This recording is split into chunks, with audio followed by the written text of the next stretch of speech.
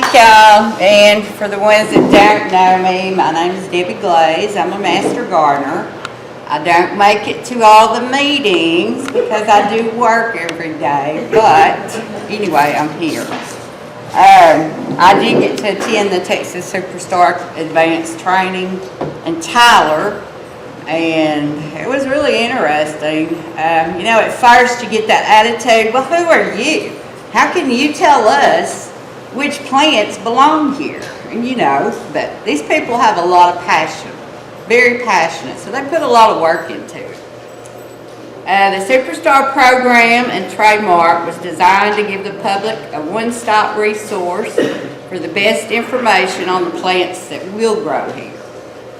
And they took all the guesswork out, basically. There were 9 horticulture specialists that made this information possible and accessible to the people. One of the main objectives was to cut down on diseased plants and promote more healthy and native species. And this was because before the program was developed, a lot of the plants were brought in from different parts of the world, and a lot of them had diseases, and they were spreading, and they just continued spreading because they didn't know better. And a lot of the plants just weren't meant to grow. So, as more growers, people were trying to go for plants that were not meant to grow in their area. And as more growers caught on to the idea, they began to understand and appreciate the information. Dr. Jerry Parsons was one of the main players in getting the program up and running. He challenged many people to grow only native plants.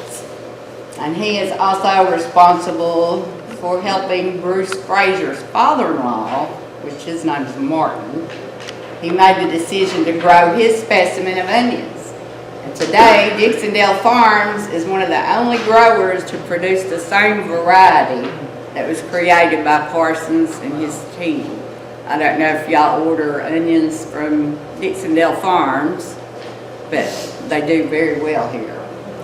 That's who I grow for. This newly found program is what also helped to create the earth kind that you're learning about through our book, you know, the earth kind principle through A&M. Dr. Steve George stepped in to deliver ways to enhance the Superstar program by offering people information on how to grow successful in their areas. And his wife was named Brenda, and she's the one that came up with Earth Kind, the name Earth Kind. So I thought that was pretty interesting. Okay, Doug Welch and Don Wilkerson introduced the 7 principles to the Earth Kind initiative. And that all goes back to growing native, growing plants that are used to the conditions of the area you live in.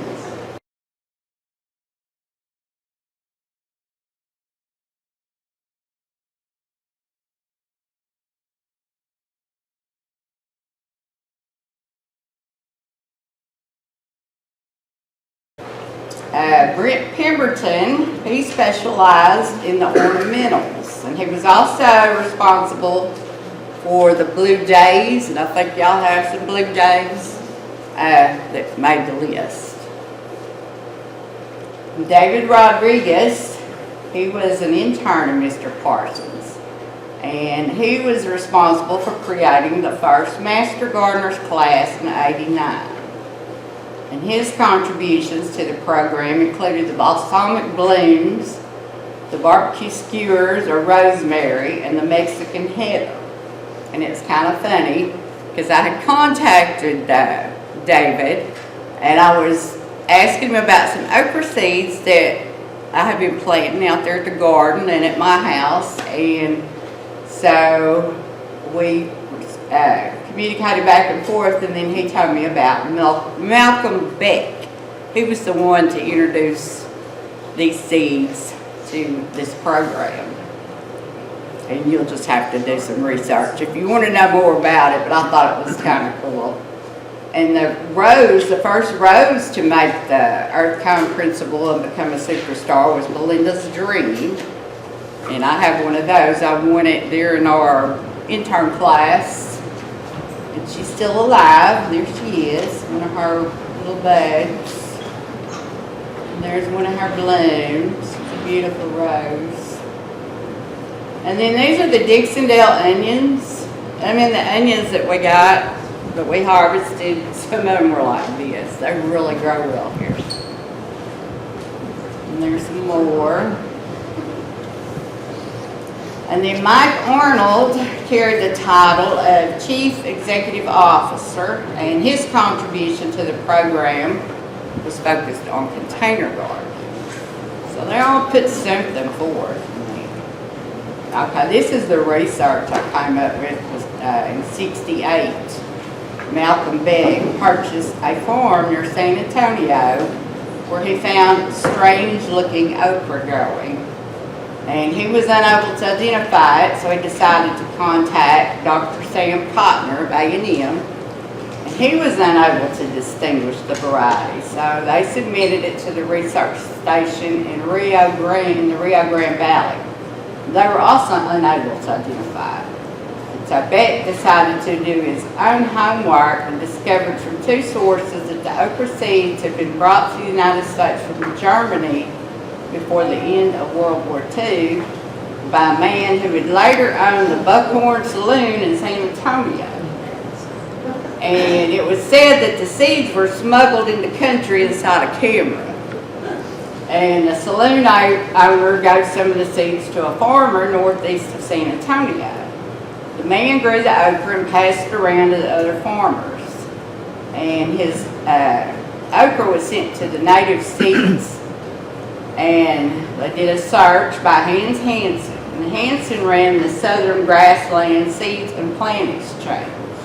So the okra became available through 1993 and was described as a Texas heirloom.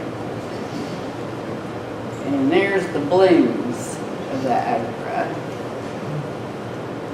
And then, like it says, I don't know everything about this program, but it sure makes you want to do, more research. You have the superstars.com where you can get answers.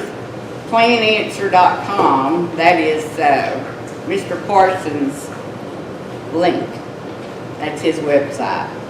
And then nativeseeds.org, you can still find native plants if you contact that website. Oh, I'm Karen Seay. I'm a master gardener. I was in the class of 2016, and like Debbie said, the three of us attended an advanced training in October that was just wonderful. So we're sharing some of the highlights with you today. Tips and plant decoration. And my name is Janet Self, and I'm the class of 2021. So, and again, I can just say it was a great class. If you get the opportunity, I think they said they do it every other year. So I think next year there might be another opportunity if you're interested. And it's up in Tyler, Smith County. So just real quickly, a little history what the Texas Superstar Program is. A partnership between Texas A&M, their agricultural program, and the Texas nursery industry. And the objective is really just to promote the most reliable and the best looking plants in Texas. The criteria, are they attractive and they're useful? Do they sell themselves? Do they perform well in any location? Or whether you are an expert at gardening or not, do they offer desirable characteristics? Are they able to propagate and mass produce? Those are some of the criteria they look for when they pick plants. Began in 1980s in the San Antonio region, and every plant that is chosen as a Texas Superstar goes through a few years of extensive field trials. They receive minimal soil preparation and reasonable levels of water and no pesticides. And like Debbie said, a great resource is the website texassuperstar.com. Okay, so if I were to guess, I'm going to guess that most of y'all knew more than you realized. You probably just didn't realize that these were all Texas Superstars, because these hopefully are all familiar plants. I bought these all from Bobo's yesterday, except for one of them. So, okay, so the first one, anybody? Anybody guess? Number one? Okay, Mexican Heather. And If you already got the book, it's on page 5, the information. This is considered an annual. Loves the full sun. It attracts bees, butterflies. It's also known as the false heather. The Allison is considered the best. It also comes in white, pink, purple, grows well in mixed pots, hanging baskets, mixed borders, pollinator gardens. Okay, number 2. Anybody? Number 2 is the bluebonnet. Our state flower. It does have that distinction. It's also superstars, and it's also wildflower. So a lot of the wildflowers are also superstars. If you plant the seeds in the fall, wait until your ground gets a little bit moist and not quite so hot. If you planted them now and they popped out of the ground, I don't think they're hanging. I mean, you know, in the heat that we've had this summer. Yeah, that's probably one. Okay, number 3. Anybody? Anybody know what number 3? Angelonia. Okay, so this is an annual, likes the full sun. It resembles a miniature snapdragon. It's also known as the summer snapdragon or the faux snapdragon. The flowers resemble the mouth of a dragon. It comes in white, purple, lavender, and pink. And they also have it in seeds. It's the Angelonia Serena series, if you look for that in the seed variety. Okay, number 4. Anybody? 4 is zinnia. Got it? You have some seeds in the packets that you have, and you can plant them now and have flowers until the first frost. They're annuals, and they bloom from late summer to early fall. There's 2 varieties there underneath the fall zinnias. These are the zinnia elegans. Yep. Okay, number 5. Anybody? Got it. Good job. Blue Days. It's an annual, although it is a perennial in zones 9 through 11. Loves the heat, loves the sun. It's also known as the shaggy dwarf morning glory or the Hawaiian blue eyes. It's a good border plant, ground cover. Also, it's good in hanging baskets and mixed containers because it likes to spill over. It really took this summer well. The next one is the Turk's cap. It has an unusual flower. Hummingbirds and bees love it. Butterflies. And if you have it, it's probably blooming now. It performs well in sun or shade, which is kind of unusual for most flowers. It has the most flowers in the fall, and it is a perennial. It comes back every year. Once you have it, once you have the roots established, you're in. It will just slowly creep along. Okay, the next one. I'm going to call on you because you know what it is. We're on number 7. The person It was kind of hard with the picture because it had the yellow flowers. I'm glad I got the hanging basket, but it is an annual, except in the valley, coastal areas where it doesn't freeze. It requires full sun, hot, dry location. Flowers open with the sun and they close at night. So I made sure I put it outside in the sun, but there was no sun this morning, so it didn't flower like it should. Cupcake, muffin, and Rio Grande are the Texas superstars. They're good for adding color to gardens and landscape. It's a spreading ground cover. It's a good spiller in mixed containers, hanging baskets. It's a great pollinator. Attracts butterflies and hummingbirds. Everybody know what the next one was? It's a vitex. Vitex grows to about 10 or 12 feet, and it has a real pretty blue flower on it. It looks similar to a butterfly flower. My cousin was kind enough to tell me that she lives in Austin, and they're invasive there. We're not really allowed to plant them or encouraged to plant them near green belts or places where they might. Right. But that's kind of like a mesquite tree. Mesquite trees in the Dallas-Fort Worth area are kind of invasive. You see them anywhere. They'll take over a pasture. Or, what's that one that drives us crazy here? Yopons. That's like yopons here, you know. I have some friends that are over in your area that grow those, and they are not invasive. You grow one, you get one. So that's one of the special notes that they put in here on the Vitex. It doesn't spread here. They have seen no evidence of it, and there are other areas of the state that it is not invasive. So just keep an eye on it. If you start seeing them coming up everywhere, just don't put it in your yard. But it's mostly where there's a lot of limestone. Okay, number 9. Right? What's it also known as? Periwinkle. Some people know it as a periwinkle. It's an annual, although mine are not. Comes in a variety of colors. You can get them where they grow upright, or this one is a trailing. And they're good in beds, containers, heavy baskets. This one's my favorite because to me it checks all the boxes of a Texas superstar. So I really like these. Super easy to grow. And they reseed really well. Reseed, exactly. Yep. Okay, number 10. Okay. If you didn't get this one, I'm sorry. This is a celebrity tomato, and it's on page 34 in the book. This is an excellent tomato for people who can. It's has the distinction of being a determinate variety. So if y'all, there's a determinate and indeterminate. Determinate grows up, makes a mass amount of tomatoes, and then it will still make tomatoes, but not like it did at that time. The indeterminate, they just keep growing and growing and growing and making tomatoes.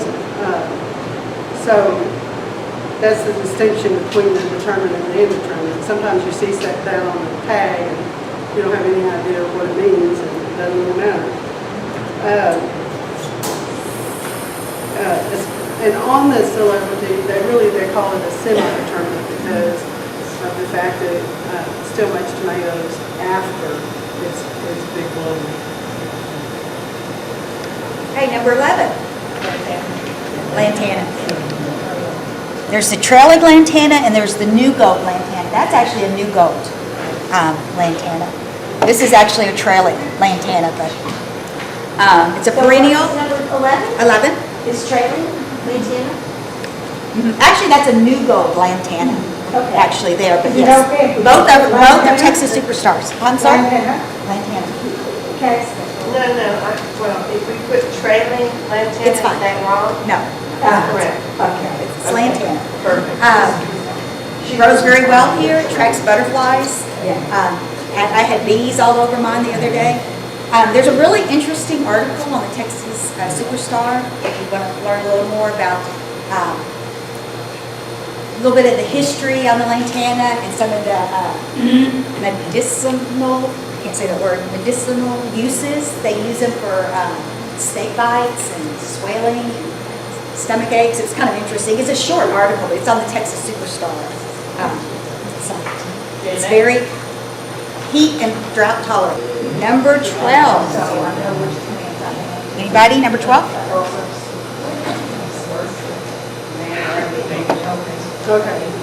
This, to me, is the most exciting one in that book. It's an orange, okay, and I don't know if you've ever tried to grow oranges in this area, but if you leave them out in the yard, 9 times out of 10, the top's going to die, and then in the spring, you'll get some fresh growth. And you think you're getting the same orange, but you're not. A lot of the plants that we have here they have a root stock that can handle nematodes and some other diseases that are in the soil. So 90% of it's grafted. This is the first orange that I've heard anything about that's on its own roots, which means if it dies back in the wintertime, in the spring, it's going to come back with what you had. It's not going to be they usually use sour oranges for the root stock. And whatever comes up in the spring normally is going to be just a sour orange. But this one comes back true to to what it is. It's sweet and tart and only has 2 or 3 seeds, which is also a blessing. Let's see what else. And it was grown for our zone, so that's a good thing. Okay, the last one. Esperanza. Yep. Hope. In Espanol, Esperanza means hope. Oh, okay, I was like, Yeah, what hope? it's a perennial. It's, let's see. Oh, I got it. Perennial, attracts hummingbirds, butterflies, grows in containers, flower beds. They recommend that you remove the fruit or the beans to promote more blooms. Now, just to finish this up real quick, I chose these because these are the ones that I'm successful with. These are all ones that I grow in my garden. I don't consider myself an expert by any means, but you can see there's many Texas superstars in the book. But these are ones that I can speak for myself that grow very well in this area. So, All right, have any of y'all ever been to Tractor Supply, Walmart, whatever, and you see these different wildflower seed packets? Okay, they're like $8.99, $9.99. These about, I don't know, probably a month ago, I saw at Tractor Supply for $9.99, okay? And 100% perennial varieties, okay? But then you flip the thing over and it's 1.83% seed. 1.83% seed. You think, okay, well, it says it's got nitrogen in there. Maybe that's what the deal is. Well, 0.5% nitrogen. And then it's got 97% inert ingredients. So you've got bag of dirt with a sprinkle of seeds. So I thought, well, maybe they're not all like that. So I went to another one. Well, this one's 1.37 seed and 0.5% fertilizer. So just be aware of whenever you're buying something, see what you've got.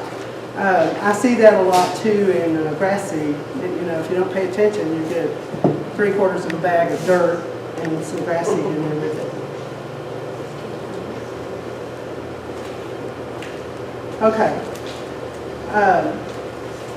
Down here on this end, I don't know if you saw it when you went around, we gave you several bags of seed, and so now we thought, well, we need to tell you how to grow them. The bluebonnets, which are superstars and wildflowers, you need to start them next month. You need to put them, don't just go out there and throw them. Go out there and make sure that they hit the dirt. They have to hit the dirt. And the way I do it is just go out there and kick up a space and put some seeds and then stomp it in the ground. So if you just go out there and throw them out, they're liable to land on punk grass or birds will eat them. Who's got grass? Who's got grass? Oh, no, exactly. Or dead grass. Yeah, we all have that right now. But it's time to plant them now. And then you also got the zinnias, okay? You can plant those now because they're going to bloom in the fall. Also, in that packet is a Vitex or a chase tree. Those are seeds that actually came out of my yard. And you can plant them in the ground or you can start them in the house in the wintertime. That and the spider flower. And so I brought this stuff to show you how to do it. I use a heat mat that you get at Walmart or Amazon. I've got the box up together. And they're $20 or less. I've seen them for $15, but they're only $20. Okay, so you have to have that to get the temperature correctly. You can have any kind of a container. You need to leave, when you put your seeds in there, leave the top on it, and you'll see that there's constant condensation on the lid. You want that.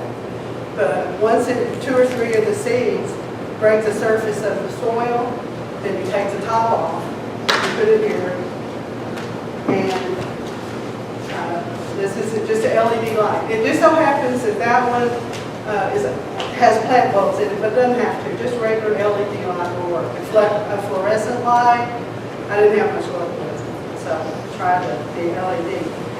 Okay, now, if you've ever started seeds and they started coming up and then all of a sudden you've got this long stem and as a top you get your first seeds. Well, that's because they're looking for the light. So whenever you put your light on there, you just make sure that it's as close to these seedlings as they can get. And as they get taller, then you put another, I use bricks. You can, put something up higher. But just make sure it's as close to them as it can get. And then whenever they grow their second or third set of leaves, then you're going to want to put it in a 4-inch pot or, put it individually. If not, you'll try to be untying off the root. And you don't want to have to do that. So, like I said, you can put them in the ground or you can do it like this. I personally like to see that something came up. So, and if you plant your blue box seeds next month, if you go out there in November, you be familiar with what the leaf looks like, and you should see them growing out there. So that's a good thing. Okay, we brought books that some of our favorite places to shop. Like I said, we use Bobos, and we're trying to work out a deal now to figure out how Bobos can identify the superstars that they have out there, because they're not marked, but they have a lot of them, okay? So hopefully pretty soon we can go out there somewhere on it and say superstar. I found a place in Florida. Excellent, okay. There you go, Kim. Yeah, So, got it. you're all set in there. She's one of our managers that works there.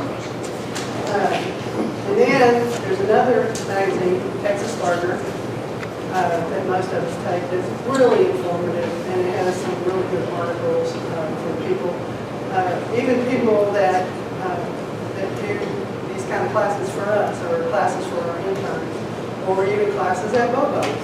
They have articles in here, which is pretty cool. One other thing, if you are interested in becoming a master gardener, it's not just plants. We do a lot of things. We put on a education week at this church for the pumpkin patch. All the schools in the county come and go through and learn how to learn nutrition, my plate, what they're supposed to eat and not eat. We have scarecrows. We have some of our people do living history. And then we have story time that for every class, it progresses from class to class. Some of them are working on scarecrows. If you come through town and you see scarecrows at these businesses, that's one of our money makers. Each business pays for that scarecrow to be put up there for a month, 3 weeks, and that money goes into our projects. We have several other things, so if you're interested, contact Richard at the, or another master gardener, Richard at the ag office, and we can tell you how to participate. It's really fun. It's really fun. So to loop back around to Texas Superstars, if you want to know where to purchase, of course, Bobo's up the road.